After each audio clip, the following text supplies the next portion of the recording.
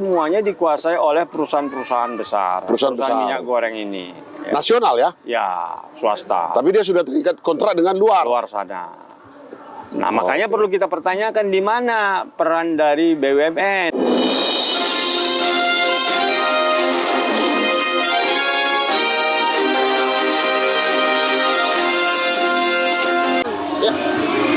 Assalamualaikum warahmatullahi wabarakatuh. Selamat pagi, salam sejahtera semuanya. Horas Dita Ganupan.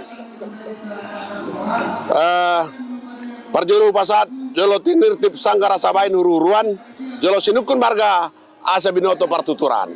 Pak Sukirman ala Jawa, Purworejo Mas. Dongata di pagi hari on Bapak Henry Saragi, jelas Batak. Dan dari sub etnisnya adalah Simalungun. Nanti kita tanya Marsitad dan Ibana. Pak Saragi, Bapak kan ketua Serikat Petani Internasional dan Indonesia, Lavia Campesina Guarna di dunia. Kalau di Indonesia Serikat Petani Indonesia. Para Sumatera Utara, Jala Pinop Parnihala Batak, Sian Molo Sian Raja Batak, Ima Raja Isumbaon, Ima Parna, Persadaan Raja Nayam Baton. Sama itu Antutu Simarmata, Saragi Simarmata. Bisa Bapak sampaikan keadaan petani Indonesia sekarang? Dulu tahun 83 katanya kita sudah pernah swasembada pangan dan mendapat penghargaan dari PBB. Ya. Tapi sekarang ini apakah semakin hebat?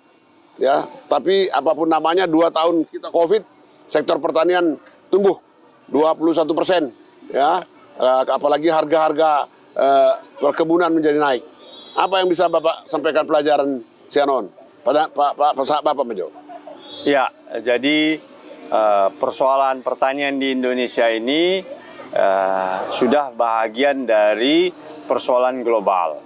Ya, jadi sejak dunia membangun apa yang disebut dengan WTO, World Trade Organization, jadi semakin luas yang yang diperdagangkan dalam pangan ini. Dari yang dulu jumlahnya kecil, ya, sekarang semakin banyak, ya. Jadi Indonesia untuk kebutuhan pangannya selain dari dalam negeri yang kita produksi, juga kita banyak mengimpor dari luar seperti gandum, ya, kacang kedelai, ya, bawang putih bahkan sekarang. Bawang putih ya? Ya, itu, dan gula. Ya. Nah, inilah akibat dari sistem perdagangan bebas ini. Dan di sisi lain kita menjadi negara pengekspor, ya, seperti kelapa sawit, kopi, ya, dan juga hasil-hasil perkebunan lainnya. Nah, kenyataannya di tengah globalisasi ini, ya, nilai tukar petani yang katakanlah yang membaik itu untuk di sektor perkebunan. Perkebunan, ya, ya. Sedangkan di sektor pangan, ya, dan di hortikultura itu masih rendah, terutama pangan sangat rendah sekali. Nah, inilah kenyataannya sehingga ya membuat ya kehidupan petani masih belum membaik. Baik. Dan di sektor perkebunan ya dengan punya permasalahan tersendiri lagi. Oke, sekarang langsung saja Mang Hendy. Sudah hala akka inata di Parjabu, semua ibu-ibu rumah tangga sekarang mengeluh karena harga minyak goreng mahal. Sudah dinaikkan, ada. Kalau dibikin harga yang eceran terendah, hilang. Padahal kita adalah penghasil kelapa sawit terbesar di dunia. Ya. Kenapa minyak makan jadi tidak ada? Ini sebetulnya apa menurut masalahnya menurut Amang Henry? Ya, tadi kan saya katakan ini globalisasi. Ya. Jadi kelapa sawit ini untuk ekspor. Nah, jadi didulukan ekspor daripada kepentingan dalam negeri. Ya, sebenarnya untuk dalam negeri pun iya, tapi kan dia bersaing dengan harga internasional. Oh. Jadi perusahaan ini mau minta ya kalau harga jual di luar negeri itu samalah dengan dia di dalam negeri. Dan sekarang ini terjadi kenaikan harga komoditas. Kalau di luar negeri berapa rupanya dari dihitung dolar? Misalnya 1 liter. Ya sekarang ini kan sebenarnya kenaikan yang sekarang Ya. ini bukan hanya terjadi sekarang. Oh. Tahun 2008 juga terjadi sudah Sudah pernah kenaikan. terjadi ya? Ya, jadi dari yang dulu sekitar 7.500 minyak goreng Iya, iya. naik ke harga 12.000 sampai dengan 15.000. 15.000. Itu $1 aja itu sebetulnya Ya, ya. sekarang dari 12.500-an Ya. ke 20.000-an. Jadi kalau tahun 2008 itu kan penggunaan kelapa sawit ini jadi biodiesel di Eropa sana. Nah, dan sekarang pun kan itu. Iya. Selain daripada untuk kebutuhan minyak. Jadi teknologi ini sudah bisa menjadikan dia menjadi biodiesel. Ya. Harga biodiesel ini 13.000 1 liter kan? Ya, dan itu yang namanya sekarang itu jadi B30. B30. Nah, jadi karenanya ditambah lagi ya, ini semuanya dikuasai oleh perusahaan-perusahaan besar. Perusahaan besar. minyak goreng ini. Ya, Nasional ya? ya, swasta. Tapi dia sudah terikat kontrak dengan luar. Luar sana. Nah, makanya perlu kita pertanyakan di mana peran dari BUMN. Badan Usaha Milik Negara, Yang punya kebun kelapa sawit. Oh, iya. Dan juga kan harusnya tidak boleh pangan ini didasarkan kepada kepentingan pasar luar negeri. Harusnya kan dia untuk kepentingan pangan nasional. Harusnya harganya memang diperuntukkan khusus untuk yang nasional ya, tidak diutamakan ke internasional seperti Malaysia misalnya. Dia kan ada kebijakan sendiri. Iya. Dibuat harga untuk minyak goreng untuk di dalam negeri. Nah, itulah menurut saya. Jadi karenanya di Indonesia sebenarnya sudah ada undang-undang pangan. Udah ada ya. Untuk melindungi kepentingan pangan nasional kita, untuk kedaulatan pangan kita. Undang-Undang 41 kalau nggak salah. Iya, Undang-Undang nomor 19 tahun 2013 yang dibuat sesungguhnya karena krisis pangan 2008 lalu. Iya. Dan juga ada Undang-Undang Perlindungan Pemberdayaan Petani. Undang-Undang Pangan, Undang-Undang nomor 18 tahun 2012 yang Perlindungan Pemberdayaan Petani nomor 19 tahun 2013. Ya, nah, jadi visinya ya, pangan ini ya jangan hanya untuk kepentingan pasar luar negeri dan jangan diurus sepenuhnya oleh perusahaan-perusahaan besar ini. Baik. Harus didorong ini rakyat ya untuk punya pabrik-pabrik minyak goreng ya, melalui koperasi-koperasi dan usaha-usaha kecil ya, kan itu bisa sebenarnya dibuat. Dulu kan kita juga sebelum sawit ini kan banyak punya pabrik-pabrik minyak kelapa. Katanya di Afrika rakyat di sana mengolah tandan buah segar sawit ini diolah sendiri bisa jadi minyak makan.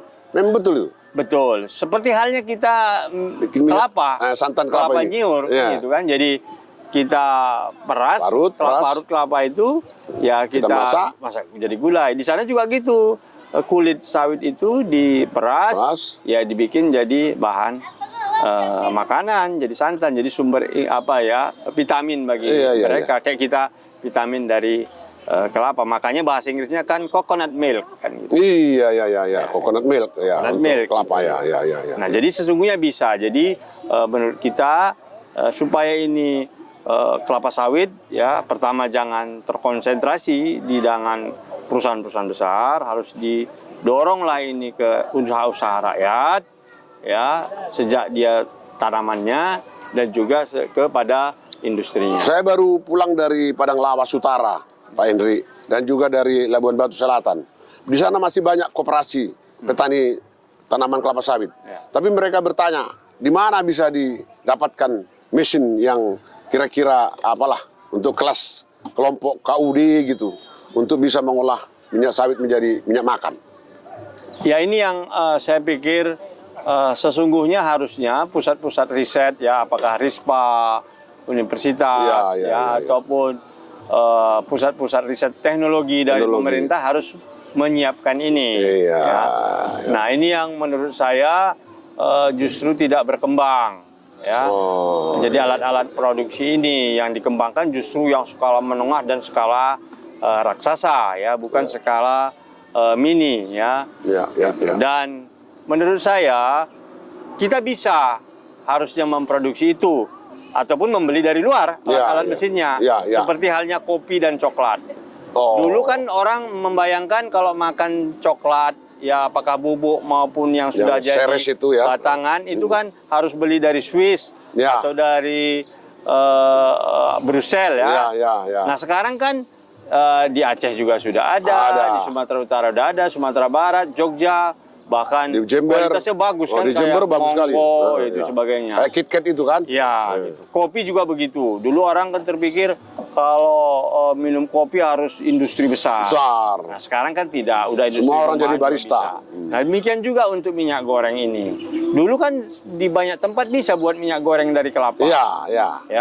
Bahkan pabrik sabun. Nah, jadi ada saya di pikir, kampung-kampung ada pabrik sabun. Kan sebenarnya dari minyak goreng itu kan untuk bahan jadi sabun, untuk deterjen dan sebagainya. Nah, jadi maksud kita ini ke depannya harusnya industri kelapa sawit ini harus dikelola oleh industri-industri kecil. UKM ya. Jadi tidak tergantung kepada pasar global. Baik, Pak Henry, di dalam filosofi Batak ada kata-kata yang mengatakan siurma pinahan, gabi mananiula. Jadi artinya orang Tapanuli itu selalu memelihara ternak dulu. Nah, karena dari situ akan dihasilkan pupuk, dihasilkan daging dan lain-lain. Gabi mananiula, dari ternak itulah kemudian dibawa ke kebunnya untuk menjadi usaha pertanian. Mungkin sekarang kita sebut ini pertanian organik, yang lebih mengambil energi sedikit, dan ini akan melestarikan alam dan juga menyehatkan planet, healthier planet. Bagaimana Amang Henry melihat gerakan pertanian yang selaras alam ini di kita, di Indonesia ataupun di Alak Batak khususnya? Artinya apakah Sinurma Pinahan Gabi Mananiula ini berjalan atau sudah juga dijajah oleh globalisasi dengan mengambil input yang tinggi dari luar? Ya, sebenarnya kan kalau balik kepada orang Batak ini kan sesungguhnya dia makanannya cukup. Jadi kita tidak punya kelapa ya di daerah gunung, tapi kita punya kemiri. Ya, jadi kalau di Jazirah Arab maupun di Eropa itu mereka punya zaitun. Kita punya kemiri. Mengganti lemaknya itu ya? Iya, jadi sumber nabati kita kan gitu kan. Dan dari hewani ya, kita kan tahu kita pun dari susu. Ya, dari korbo. Dadih namanya. Ya, terus ikan. Ya, kita danau, sungai kita, sawah-sawah kita, ya. Jadi sesungguhnya sumber alam kita cukup. Ya, dari kita itu ya untuk yang baik nabatinya maupun yang hewaninya. Nah, ini yang menurut kita sekarang terjadi perubahan. Ya, di mana ya kalau kita dulu orang Batak kan nggak mengenal goreng sebenarnya. Semuanya bakar dan diarsik, digulai itu. Dan bahannya dari kemiri. Ada riset mengatakan ya orang yang makan kemiri itu ya bagus. Ya, untuk pertumbuhan otaknya. Dan orang Batak punya kebiasaan makan ikan itu kan juga tulang-tulangnya ya. Dikonsumsi ya.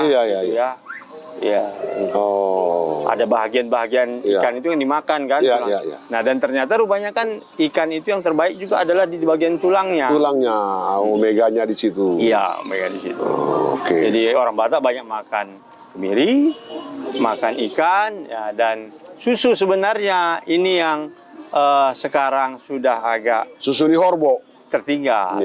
Nah, karena apa? Tempat piaraan lembu sudah, kerbau sudah, padang-padangnya pun sudah tidak ada lagi. Semuanya. Nah, bagaimana ini kita memikirkan mensubstitusinya ini, menggantikan yang hewaninya ini? Baik, Pino Pernihala Batak sudah harus berpikir ya.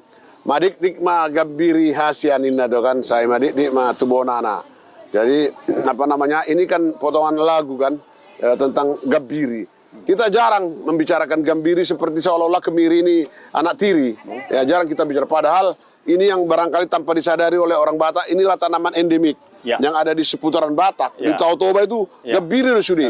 Bahasa dangon di AHA, ditingkatkan, hanya dijual terus sebagai ekspor ya. Jadi ini barangkali Sinurma apa namanya Pinahan Kabima Naniula, ini konsep pertanian organik yang sudah lama dikembangkan oleh orang Batak. Mudah-mudahan ini akan terus bisa dilestarikan. Ada yang Abang sampaikan terakhir untuk pesan kepada generasi muda Batak tentang pertanian dan kemandirian ya, seperti minyak goreng tadi. Iya, kita ini kan orang Batak. Masalah teknis atau sosial ini? Sesungguhnya kan dianugerahi alam yang indah ya. Iya. Danau itu ya, pegunungan. Ya memang kita harus jaga alam kita. Iya, iya. Menjaga alam ya memang harus ada ternak kita untuk pupuk gitu ya. Jadi saya katakan tadi kita sudah cukup selama ini sebenarnya. Ada kemiri, ada ternak, ada danau kita, ada sungai kita, ya ada sawah-sawah kita. Ini yang menurut saya harus dijaga. Ya, kalau danau kita rusak, sungai kita rusak. Sekarang di Tanah Batak ada food estate, Abang. Abang tahu itu? Saya tahu. Apakah ini akan, bagaimana caranya memberhasilkannya ke muka ini? Ya itu yang menurut saya, kalau saya sebenarnya kurang setuju yang ditanam di sana itu. Diganti hutannya? Tanaman hortikultura. Karena kan tanahnya mereng. Iya. Nah, menurut saya harusnya yang didorong itu ya tetap tanaman-tanaman keras ya. Kalaupun ada tanaman hortikultura tidak secara terbuka dibikin ya. Mungkin diselang-seling ya di antara kopi, tumpang sari, di antara kemenyan ya. Karena kalau dibuka begitu semua alamnya ini nanti kejadian seperti di Wonosobo, di Dieng sana. Itu akan terjadi erosi besar-besaran. Padahal di situ ada tanaman endemik seperti haminjon, segalanya. Barus, kampur barus dan segala macam. Dan dari segi produksi pertanian, ya menurut saya juga kurang strategis. Karena dia akan bersaing dengan Karo. Iya, lebih murah di Karo. Iya, 2 kali lipat di Karo. Ya, jadi menurut saya harusnya dia mengkomplementasikan dari yang sudah ada di Karo, di Simalungun. Bukan dibikin di sini 2 kali lipat mahalnya. Mana bisa bersaing. Karena nggak mungkin. Di sini sudah dimulai tahun 70. Dan ini bantuan besar-besaran dulu dari Jerman.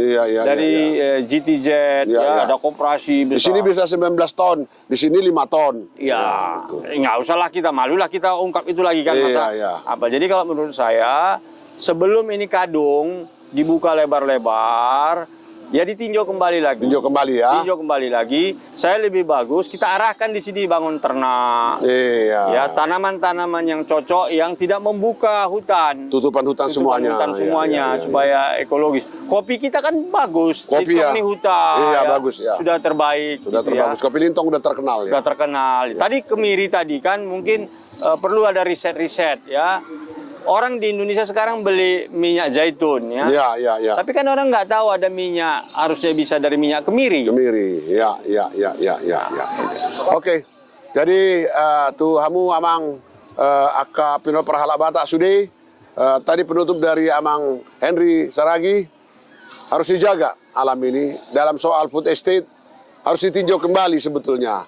Apakah itu cukup kompetisi ya dengan daerah yang sudah lebih produktif dibandingkan asal ada tapi tidak bisa bersaing. Butiman Abu Pasat Hami mau lihat kepada seluruh pemirsa kita, bantu share, like dan subscribe ya. Bertemu jangan jemu, berpisah jangan gelisah. Saat di Solo saat tubuh tean leling kita mangulu sesak matu panggabe tu parorasan. Oras.